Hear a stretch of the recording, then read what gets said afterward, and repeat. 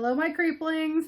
We're back, and I believe this one's going up around New Year's, so I decided to do a New Year's Eve themed one. Most of you will be unsurprised if you followed this channel for a while that I picked this one eventually. Once you figure out the cast list, you will understand why. This is a Tubi original, so you will find it free on the Tubi channel or website, app, whichever you can find it on. This is Dante's Hotel from 2003, or 2023. God, 2003, that's old. Released October 20th, 2023. Now, this one got lost in the shuffle of the strikes. I believe writers and actors were on strike at the time, so it didn't really get heavily promoted. I happened to find out about this just simply because of, again, y'all are going to call me out on this, certain actor that was in here, his fan base put it out on the socials, and I managed to catch it, watch it, and it's cheesy as hell, but oh my god, it was a great popcorn film. So like I said, Dante's Hotel, released on Tubi in 2023. Directed by Anthony C. Ferrante, based on a story by Anthony C. Ferrante, with a screenplay by William C. Martell. This was put out by Asylum Pictures, I believe, so well known for their modern horror movies. Very small, regular cast list. We have Anna Lynn McCord, plays one of our female leads, Goldie Stanton. I am not familiar with her. I am ashamed to say I did not bother looking up her filmography. She looks familiar, but I didn't really catch anything she was in. Our other female lead is played by Moon Bloodgood. I only remember her from a few episodes of NCISLA. Didn't like her character on there. I don't know if it's the actress picking things or her delivery, because I wasn't really fond of her character in this one either. Emilio Rivera is one of our characters. I know him from Z Nation, season 2, I believe, where he played El Scorpion. I believe that was his character's name. But he's also very well known from Fox's Sons of Anarchy and Mayans Motorcycle Club, Mayans MC. 2 shows which I have not seen much of, but are very well talked about. So I imagine he delivered a stellar performance in those. He always seems to deliver a stellar performance. He commits to the project. Our main male character is played by Judd Nelson, man. Big Judd Nelson fan from way back. Loved him as Bender in The Breakfast Club. Equally loved him as Jimmy Palatine from Palatine Records in the movie Airheads. He did, I believe it was made for TV on USA, made for TV horror movie called Cabin by the Lake, and I think it had a sequel. Loved him in those. The guy is just, and the older he gets, the better he gets. You can sell me a movie with Judd Nelson in it. And of course, everybody get ready to make your comments known. The reason why I watched this movie is the gentleman who plays our other male main character, Mr. Emmett. Mr. Ted Raimi, everybody. I'm taking shame right now. Put it down in the comments. You're pathetic. Blah, blah, blah. But, I mean, I can't help it. I like character actors, which is why I love Judd Nelson, which is why I love Ted Raimi.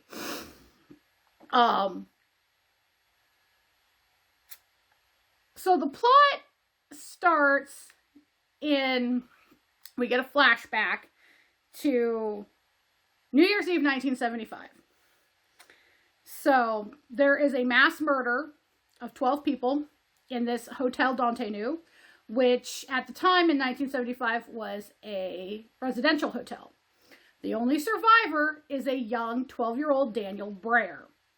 Okay, so they think he did it, but they couldn't prove it, and we find out more as the movie goes on. We fast forward to today, 2023, where we are at I'm assuming it's an AA meeting with Goldie Stanton. She is 1 year sober.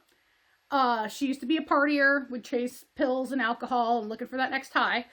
So she had turned that kind of around this year and started a party planning service. And she is part of a team that is planning a big bash at the Hotel Dante New for its, 72nd anniversary. So the hotel has a big anniversary. This hotel is fucking stunning. I do not know if that was an actual hotel that they filmed in, at least the main lobby and the pool. But it looks like an Art Deco masterpiece, and I would love to know if that was an actual live set, not something like a live location, not a set on the back lot or something. If I want to know what that hotel is, because my inner geeky architecture nerd who loves vintage buildings, it would just, mouth open, gawking everywhere. It's a beautiful hotel, and if those were sets that they built in conjunction with the real hotel, they did a very good job art direction wise to tie it all together. So Goldie goes to the hotel to start her day of finishing last minute preparations because it is New Year's Eve, and we are introduced to the hotel manager, Mr. Emmett. Now, Mr. Emmett is a very precise man. Very, very uptight at first. Very detail oriented. A bit of a perfectionist. And he makes mention that the sign outside is just a slight bit off, so go send somebody up to fix it. After this conversation, their little conversation between Goldie and Mr. Emmett is crashed by an adult Daniel Breyer. Apparently, he's a legacy tenant. He won a settlement with the hotel management, again, regarding things that had happened in the 12 years, or in the year since he was 12. And he now has basic ownership over the 12th floor, which is where he lives. Now, back in 1975, Breyer's parents were part of the missing. They never found the body, so everyone just assumed he was abandoned, which is, there's a lot of detail with the cycle and everything you've got to pay attention to. So, Breyer's very insistent. He's like, you need to shut this party down. Bad things are going to happen. He's like, you would think he's just a psycho. As the movie goes on, though, you might change your mind. Now, their mascot, for this party is Father Time. We're not just talking about a skinny old man carrying a scythe with a long beard. We're talking like he looks like the goddamn Grim Reaper. And apparently he's a character that was hired by the hotel to hand out VIP tickets. Goldie knows very little about this, and you'll find that out later. We have our first death is the maintenance man who went up to the roof to go fix the sign. It seems as if he jumped or was pushed off.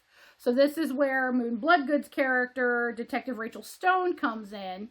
And we also get introduced to Emilio Rivera's character, Detective Posado. Now, he also plays his father in the flashbacks, too, because apparently the Posado family's been on this case on and off their entire adult lives. She's called out because the maintenance guy is dead. And they talk to Emmett, they talk to Goldie, and Mr. Emmett's very, he's agitated because he really wants this party to be pulled off. He claims his job's on the line to Goldie later. It's all kind of like, okay, dude, seriously? Get the stick out of your ass? Goldie's kind of, starting to waver a little, but she's like, okay, we can do this. We can do this. This was an accident. We can do this. So the party starts. Everyone's like in there doing their thing. In the meantime, from when Detective Stone leaves to the beginning of the party, she's not going to let this go when she figures out Breyer's been accused of things about every 12 years at this hotel, and they can't make it stick. So the body never made it to the coroner or the hospital. her feelers are up and she's not letting it go. Even though her boss, Detective Passato, or Captain probably at this point, tells her to let it go. My family's been involved in this. This is what happened in the past. Let it go. Because Brayer's untouchable or something. Now, we start seeing Father Time just kind of randomly show up, handing out VIP tickets through the night. Now, if you take the ticket, you're pretty much toast. We find out through the course of the movie via Brayer's insanity, or laser focus, if you accept what he's saying at face value, that every 12 years in that hotel, we lose 12 people. And then 11 years of nothing. He's noticed it as a cycle. He keeps trying to break the cycle. So we get 11 pretty decent kills. Now, I will say a thing about the effects on this. They're not bad, but in some cases, you can definitely tell there was some green screening and some CGI that, at least on my computer, it didn't clean up as well as I think they had hoped. But, I mean, we have some really good kills. Like, okay, so number 1, the maintenance man gets tossed off the roof. 2 girls sneak in through the back. One is eviscerated almost right away. The second one escapes screaming until Father Time. Basically, he's also the Grim Reaper. You find that out later, too. He heads her off in the alleyway and chops her up. Now, Goldie finds the first girl eviscerated, and this is when she starts panicking. She calls Detective Stone. Detective Stone shows up. Second set of deaths once the party started. So we're up to 3 right now with the maintenance guy and the 2 girls. The next set is an engaged couple. He's ripped to pieces by hands that came out of the wall. It looked kind of cool. And she's just basically sliced by Death's scythe. Or scythe. Scythe? I think it's scythe. I might go back and forth with my pronunciations. I'm not perfect here. Unfortunately, we do have a family of 3. Now, I recognize the dad in this family of 3, and I think he's from the show Jag. I cannot remember the name of the character, though. I think it's Bud. But I recognize this guy, and I think that's where I recognize him from. I mean, and this is like a good family, you know. This is the one you're like, oh, really? Dad's drowned by zombies in the pool. Mom is crushed by zombies, and unfortunately, zombified dad breaks the daughter's neck, and the daughter was only 12 years old. Brayer was trying to save them when this whole thing went down. And this is where Detective Stone and Goldie really, you know, they follow him upstairs. He shows them his murder boards, whatever you want to call them. He shows them what footage he's got, and he's like, I'm not crazy. And they start buying it. Goldie starts buying it before Detective Stone does. Now, we also have the next 2 victims are, or the next victim is actually Detective Stone.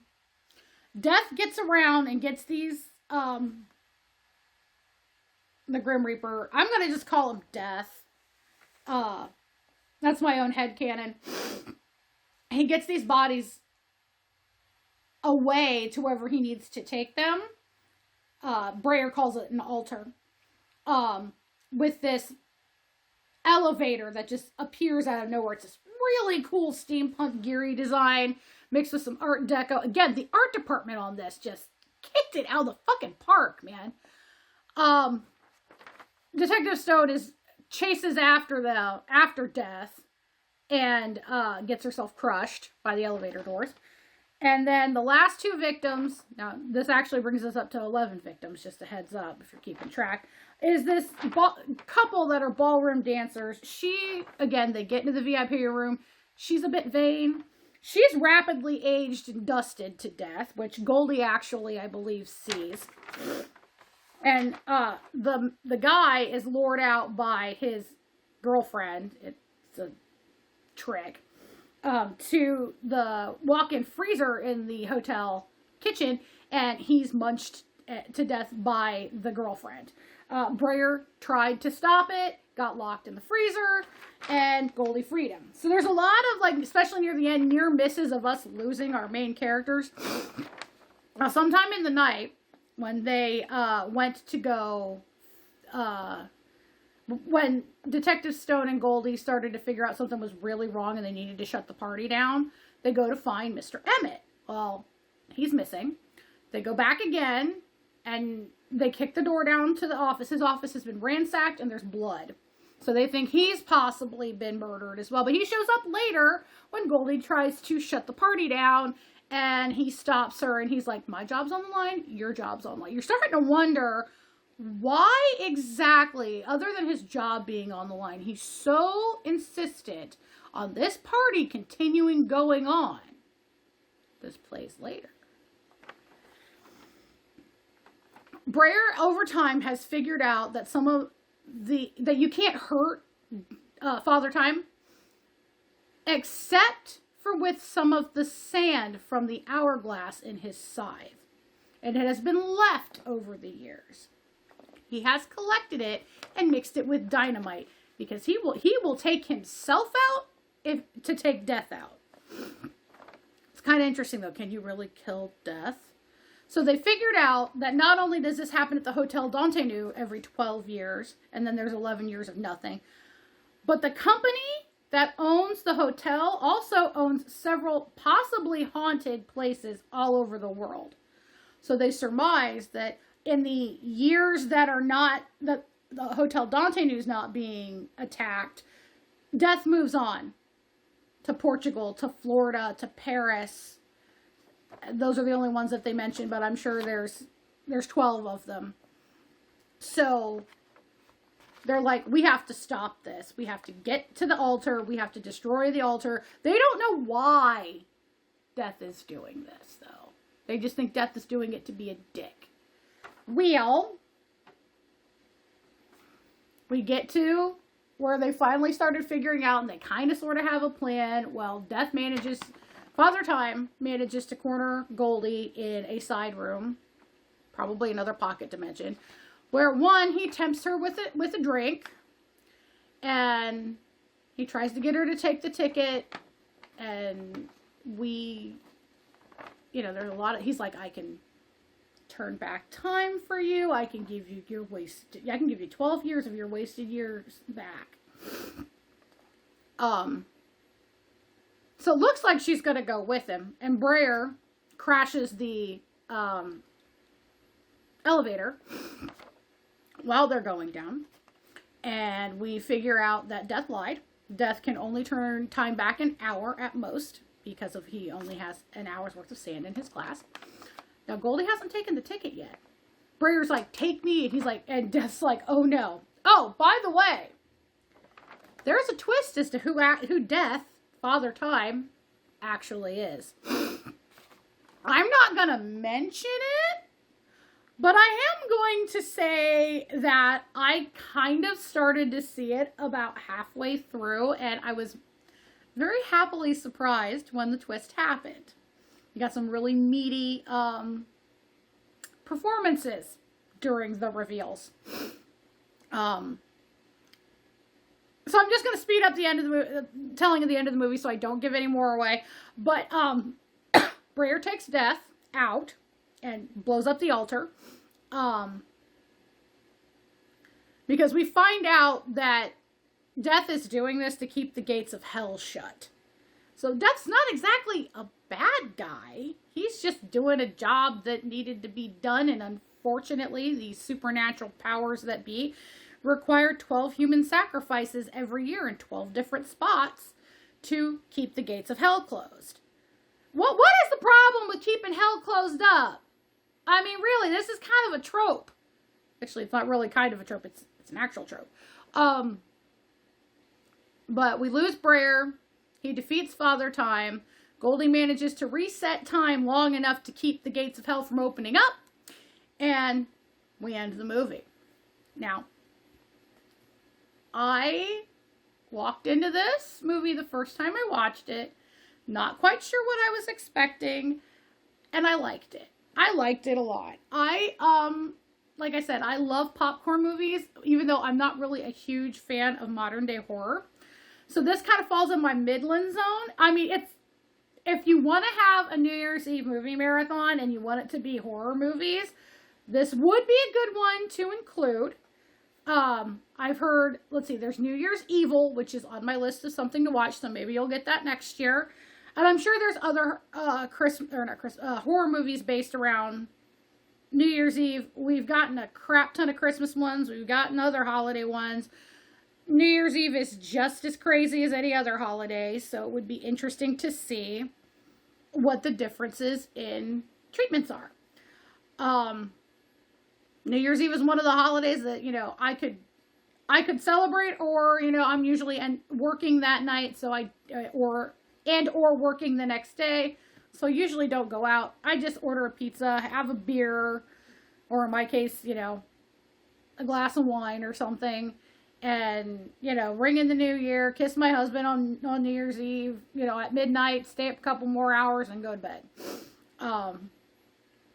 If I didn't have to work on New Year's Eve or New Year's Day, and, I had the chance, I'd probably go out and party, but I'm getting older, but it's nice to, again, see this get the horror movie treatment. This cast is, on the one hand, you've got two really heavy hitters for character actors, three actually. You've got Ted, you've got Judd Nelson, and you've got Rivera. Yes, Emilio Rivera.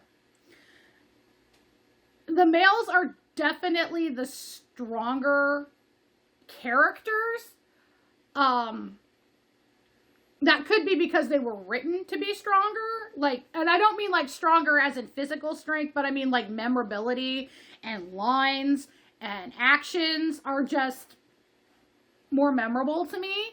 And this is not me bashing the actresses, but I think maybe the writer needed to definitely make Detective Stone a little less, I'm gonna solve this case if it kills me, one note.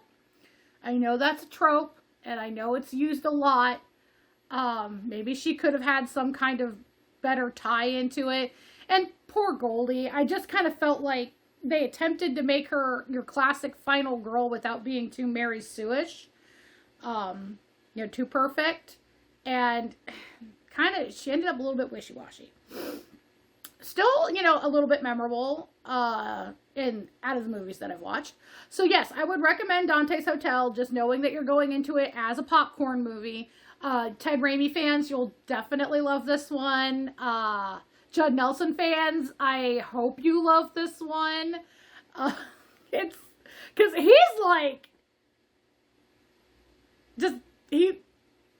I cannot think of adequate words to describe how entertaining he is as such a big character. I don't know if the man's known for subtlety in any of his other performances. I mean, Bender had some, but Bender was also a big bombastic character. So was Jimmy Palatine. Jimmy Palatine was almost a caricature of every one of those shitty record executives of the 90s that you heard about in rag mags and everything in Airheads. It's been a while since I've seen Cabin by the Lake. If I can find a copy, that might be interesting to go back and review too.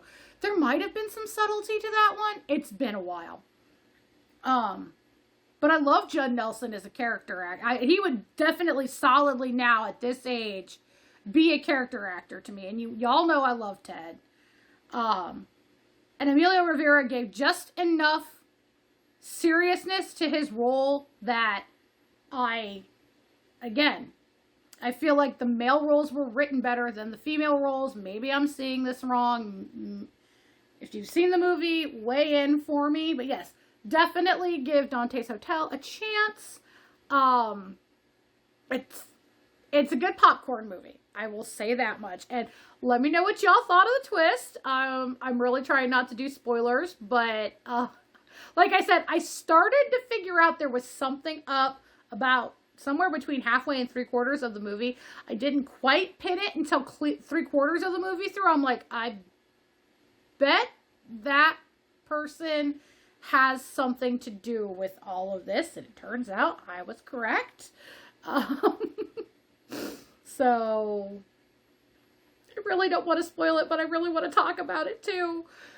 So whoever wants to spoil it in the comments can. Just put spoiler alert. That way when I put my reply, I can put spoiler alert and we can discuss this. Because, yeah, excellent. I'd like to see more from this Anthony C. Ferrante as a movie maker. The pacing was good. The editing was good. Like I said, the art direction was amazing. The costuming was good. Yeah, costuming was really fun. Okay, I'm going to let myself gush a little bit. Ted in that 3-piece suit. Ooh, I want to know who that tailor was so I could pay them an extra $50 and go, thank you for giving me something to look at.